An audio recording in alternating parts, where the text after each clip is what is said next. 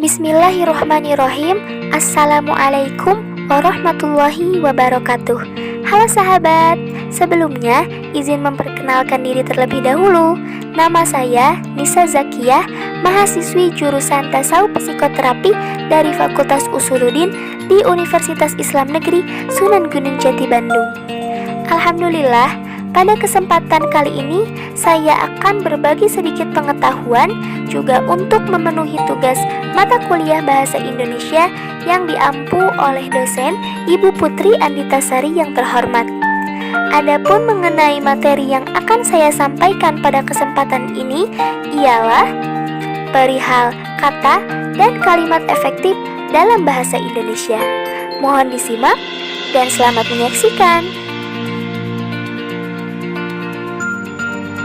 Kata merupakan gabungan huruf dengan morfem atau satuan terkecil yang mempunyai makna dari suatu kalimat yang dapat berdiri.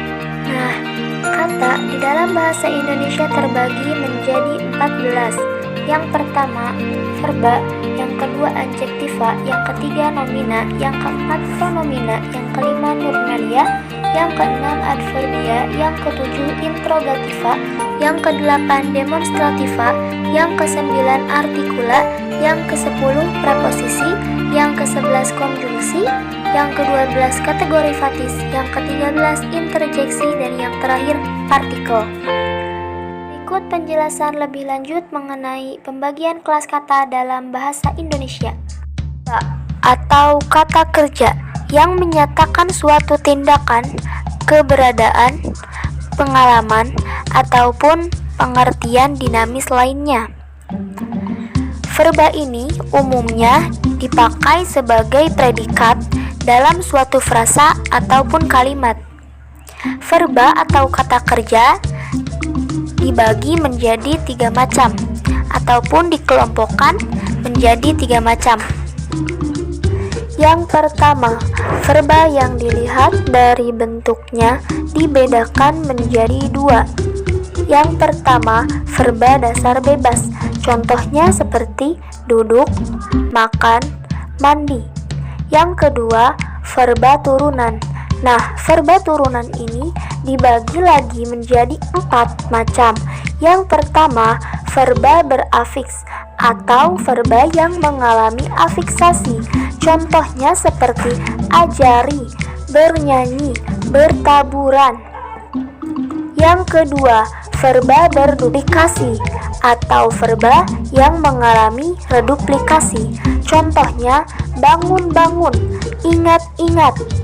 Yang ketiga, verba berproses bergabung atau verba yang mengalami gabungan proses berupa paduan leksim. Contohnya bernyanyi-nyanyi, tersenyum-senyum. Dan yang terakhir, verba majemuk.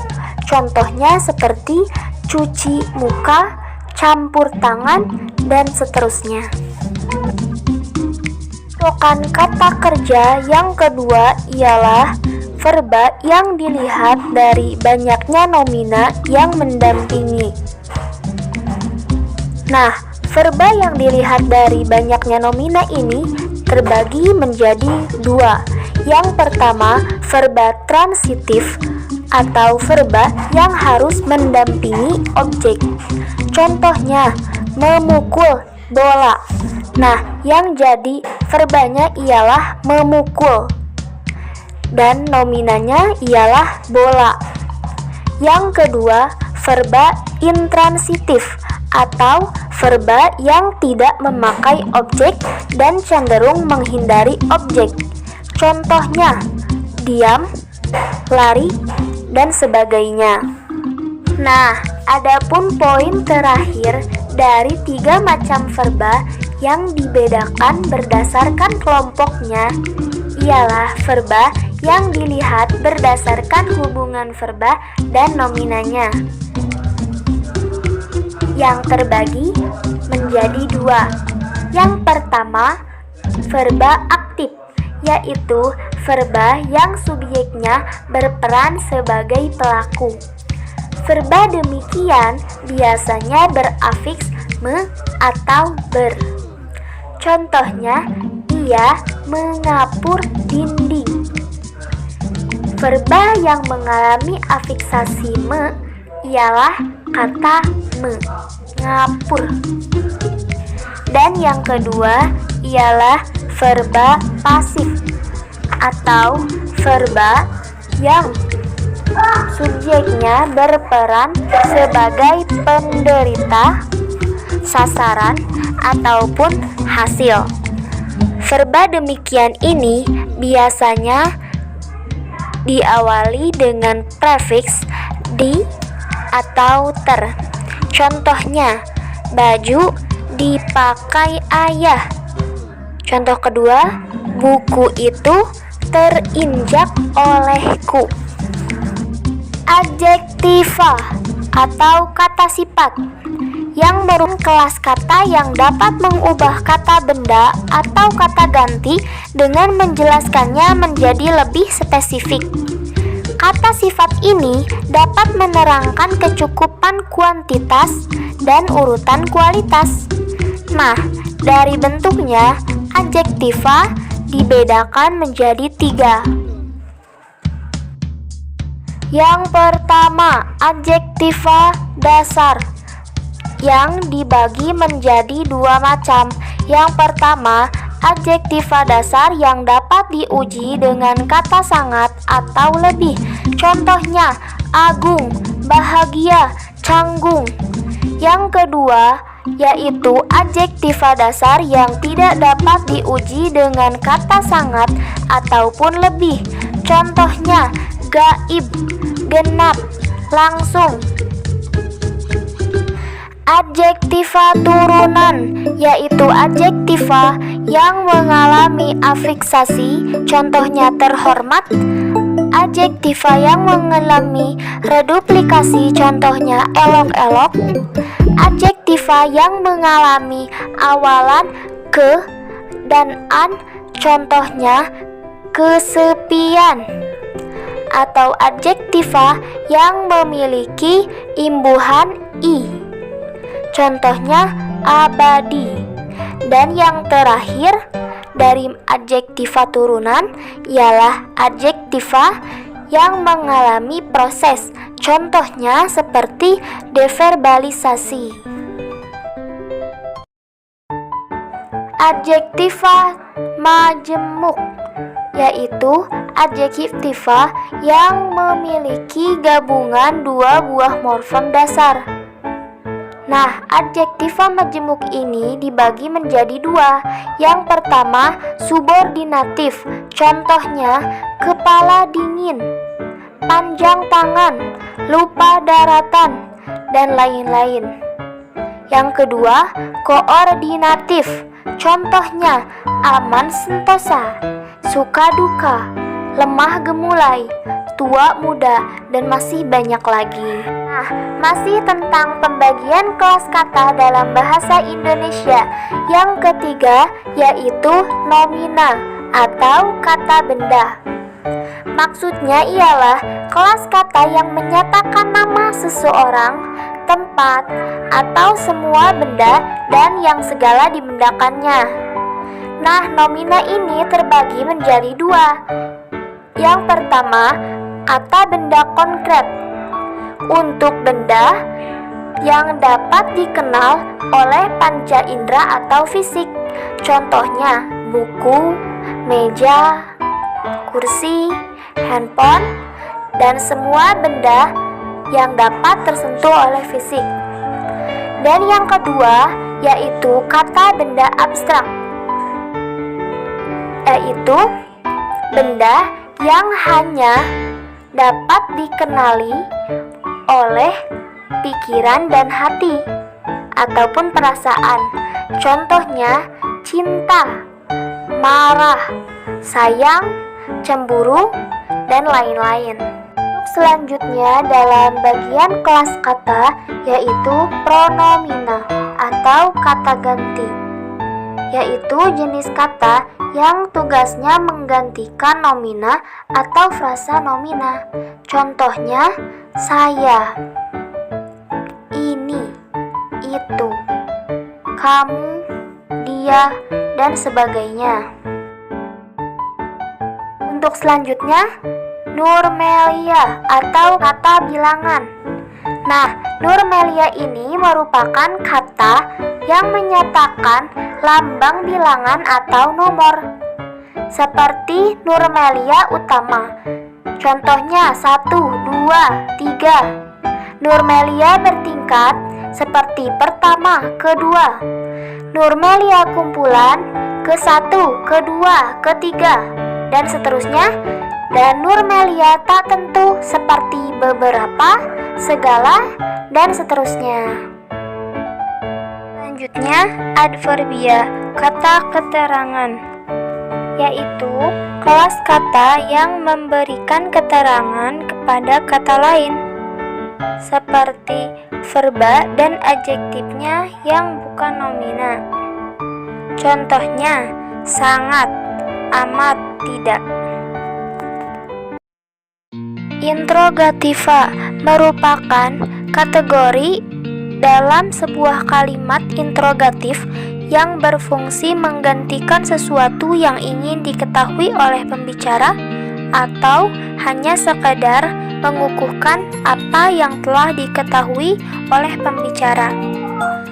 Contohnya, apa, apabila, apakah, dan lain-lain. Demonstrativa atau kata tunjuk, yaitu kata yang dipakai untuk menunjuk atau menandai orang, benda secara khusus. Contohnya, kata tunjuk dasar, ini, itu barang saya, ini pulpen milikku. Kata tunjuk turunan, berikut, sekian. Kata tunjuk yang merupakan gabungan, di sana, di situ, dan masih banyak lagi. Artikula atau kata sandang, yaitu kata yang menentukan atau membatasi kata benda umum yang terletak di depan atau sebelum kata benda. Nah, artikula ini berupa partikel, jadi ia tidak dapat berafiksasi atau diberi imbuhan. Artikula bisa dipakai untuk meninggikan hakikat atau menghormati seseorang atau benda. Contohnya, sang merah putih, sang suami, sang juara. Artikula yang dipakai sebagai ejekan atau keakraban ataupun personifikasi. Contohnya, si gendut, si cantik, si berat, si manis. Artikula yang dipakai sebagai nama sastra, baik laki-laki ataupun perempuan. Contohnya, hang tuah, dang masti. Kita pasti akan menemukannya baik dalam buku-buku sejarah ataupun buku cerita rakyat. Nah, artikula yang dipakai untuk pengkhususan kelompok. Contohnya, para guru, para murid. Preposisi, kata depan. Kata ini dipakai untuk melengkapi rangkaian pada suatu kalimat dan biasanya diikuti oleh nomina kata benda atau pronomina kata genti. Contohnya, di, dan, untuk, bersama, atau sampai dengan. Konjungsi atau kata penghubung, yaitu kata yang dipakai untuk menghubungkan dua buah klausa, kalimat, paragraf, atau lebih. Konjungsi ini terbagi menjadi 4. Yang pertama, konjungsi antar klausa. Yang kedua, konjungsi korelatif, yaitu konjungsi yang menghubungkan dua buah klausa yang memiliki hubungan sintaksis setara. Contohnya, baik, titik-titik maupun titik-titik kalimatnya ya. Yang ketiga, konjungsi subordinatif adalah konjungsi yang dipakai untuk menghubungkan dua buah klausa yang memiliki hubungan sintaksis yang tidak sama. Contohnya, jika titik-titik maka titik-titik. Yang terakhir, konjungsi koordinatif adalah konjungsi yang dipakai untuk menghubungkan dua buah klausa yang sejajar atau yang hanya terjadi pada klausa-klausa sederhana. Contohnya, titik-titik dan titik-titik, titik-titik tetapi titik-titik, titik-titik atau titik-titik. Kategori fatis, yaitu kata yang bertugas untuk memulai, mempertahankan, atau mengukuhkan komunikasi antara pembicara dan pendengar. Dan kategori fatis ini biasanya terdapat dalam konteks dialog yang terdapat di awal, di tengah, ataupun di akhir. Contohnya,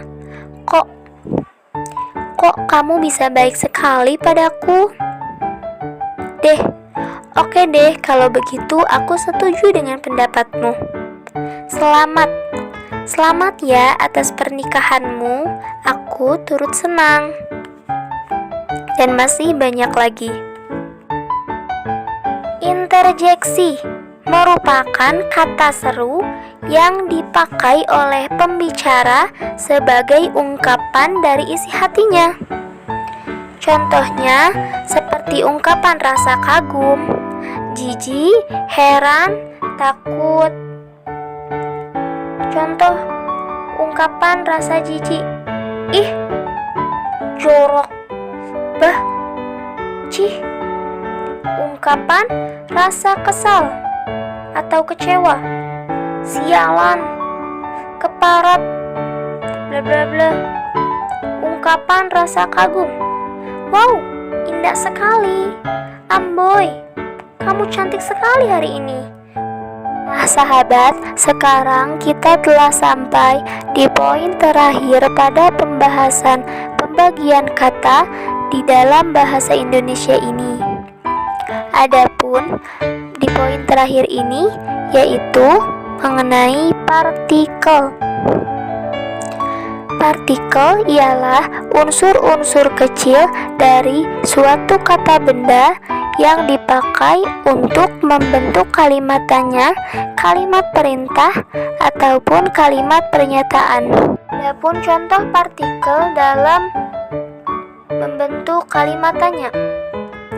Apakah Bapak Ahmad sudah pulang? Nah, yang menjadi partikel di sini ialah katakah dalam kalimat interrogatif apakah. Contoh partikel dalam membentuk kalimat perintah atau imperatif. Apalah dayaku tanpa bantuanmu. Nah, yang menjadi partikel dalam kalimat ini yaitu lah dalam membentuk kata apalah. Contoh partikel dalam membentuk kalimat pernyataan atau deklaratif. Pergilah segera sebelum jalanan macet. Nah, partikel di dalam kalimat ini juga sama, yaitu partikel lah dalam kata pergilah. Sahabatku, dalam kehidupan bermasyarakat, terkadang atau mungkin sering kita mendengar orang-orang di sekitar kita ataupun malahan kita sendiri berbicara satu sama lain memakai kalimat bahasa Indonesia yang tidak efektif. Nah, seperti kalimat bebas parkir di suatu plang jalanan umum atau tempat. Bebas parkir ini diambil dari bahasa Inggris yaitu free parking, yang artinya parkir gratis. Kebanyakan dari kita salah artian dalam struktur bahasa Inggris dan bahasa Indonesia yang pastinya berbeda. Jadi seharusnya bebas parkir ini ialah parkir bebas, bukan bebas parkir. Nah, apakah hal tersebut diperbolehkan? Kalau pembicaraan itu berlangsung dengan situasi yang tidak formal, tentu kualitas kalimat yang dipakai tidak dipermasalahkan. Akan tetapi, hal tersebut sering terjadi juga dalam situasi yang formal. Bagi orang-orang terpelajar atau mungkin yang kesadaran berbahasanya cukup tinggi, mendengar bahasa yang kurang rapi, apalagi tidak rapi, terasa mengganggu. Lalu, bagaimanakah cara kita menggunakan kalimat efektif yang baik dan benar saat berbicara formal ataupun menulis suatu karya ilmiah? Nah, tanpa kita sadari, hal ini juga sama terjadi dalam pemakaian bahasa tulis yang digunakan di berbagai tempat yang sering terbaca oleh kita. Berikut pembahasannya, mohon disimak dengan baik dan tetap enjoy. Kalimat efektif yaitu kalimat yang dapat mengungkapkan gagasan penutur ataupun penulis secara tepat sehingga dapat dipahami oleh pendengar ataupun pembaca secara tepat. Dan untuk mencapai keefektifan tersebut, kalimat efektif harus memenuhi 6 syarat. Adapun syarat-syarat kalimat efektif yaitu: yang pertama, kesatuan; yang kedua, kepaduan; yang ketiga, keparalelan; yang keempat, ketepatan; yang kelima, kehematan; dan yang terakhir, kelogisan. Kesatuan yaitu terdapatnya suatu ide pokok dalam sebuah kalimat. Ketika kita akan membuat sebuah tulisan ataupun berbicara formal di depan umum, maka gunakanlah kalimat efektif yang jelas kesatuan gagasannya. Mengapa? Karena agar si pendengar ataupun si pembaca dapat memahami apa yang kita sampaikan dengan jelas, baik, dan tepat. Mana kalimat yang tidak jelas kesatuan gagasannya? Pembangunan gedung sekolah baru, pihak yayasan dibantu oleh bank yang memberikan kredit. Nah, di sini terdapat subjek ganda dalam kalimat tunggal, sehingga kalimat tidak menyatu dengan baik. Seharusnya pihak yayasan dibantu oleh bank yang memberi kredit untuk membangun sekolah baru. Paduan atau koherensi ialah terjadinya hubungan yang padu antara unsur-unsur pembentuk kalimat, dan unsur pembentuk kalimat ialah kata, frasa, klausa, serta tanda baca yang membentuk subjek, predikat, objek. Contohnya, rumah saya baru saja diperbaiki.